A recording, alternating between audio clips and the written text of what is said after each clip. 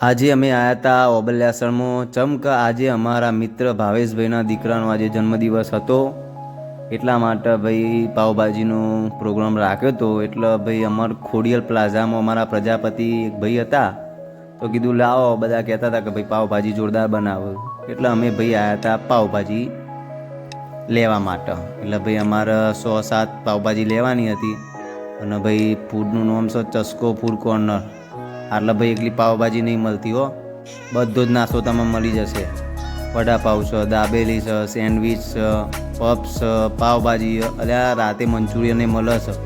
એટલે તમારે ખાવું હોય તો આવજો, એકવાર જરૂર ટેસ્ટ કરજો, તમને મજા આવશે. અને ભાઈ પછી અમે પાવભાજીની શરૂઆત કરી હતી બનાવવાની.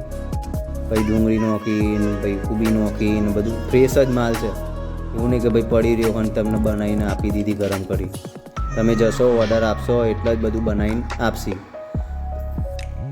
અને ભાઈ આટલા એક ઓફરે ચાલે છે, 2 દાબેલી લ્યો તો 1 વડાપાવ ફ્રી, અને 2 વડાપાવ લ્યો તો 1 દાબેલી ફ્રી.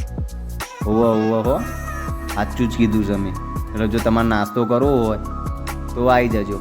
ચોકણ ઓબલ્યાસનથી પાછળ જવાનું જે હાઈવેવાળો રસ્તો છે એ પકડી લેવાનો, અને ભાઈ તોકણ ખોડિયલ પ્લાઝા છે, પછી ખોડિયલ પ્લાઝામાં આવ્યું છે આ ચસ્કા ફૂડ સેન્ટર. એટલે તમને બધો નાસ્તો ગરમા ગરમ મળશે. અને ભાઈ જો આ અમારી પાવભાજી રેડી થઈ રહી કર્યો છે ને ઢગલો. ભાઈ સ્વાદ તો એક નંબર હતો, અમે ઘેર જઈને ખાધી એટલે કહું છું હો. તમારે ચાખવી હોય તો આવી જજો.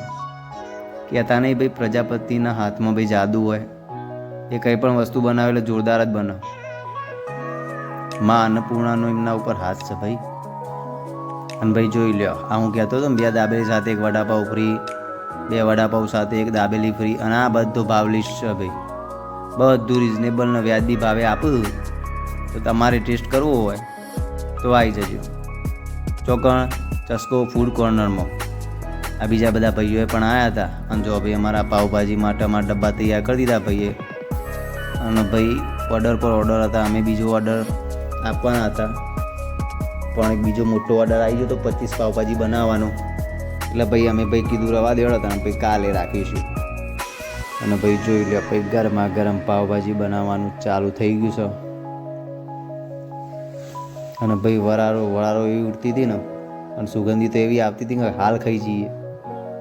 થોડી અમે પછી વાતચીત કરી, કયા ગામના ક્યાંથી આવ્યા છે, કેટલા ટાઈમથી ચાલુ કર્યું છે. તો ભાઈનો હજુ ધંધો નવો જ છે, હજુ 1 મહિનો જ થયો છે, તો પણ સારો એવો રિસ્પોન્સ મળ્યો છે.